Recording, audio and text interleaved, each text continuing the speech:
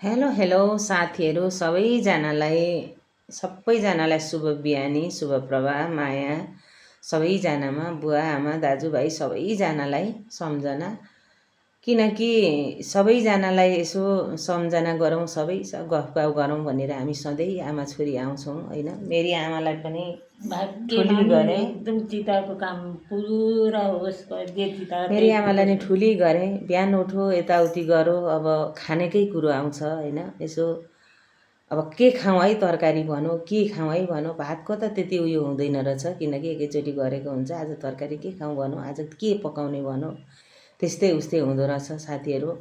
बिहान उठो नुहाइधुवाइ गरौँ, यताउति गरौँ, धुपबाती गरौँ, के खाने त आज, के पकाउने त आज भन्ने हुन्छ। मलाई मात्रै हो कि हजुरहरूलाई पनि हो होइन, सबैलाई हो नि, सबैले खानुपर्छ, सबैले उयो गर्नुपर्छ। मेरो पनि सबैलाई ठुलालाई नमस्कार, सानोलाई आशीर्वाद राज्यभरिकालाई।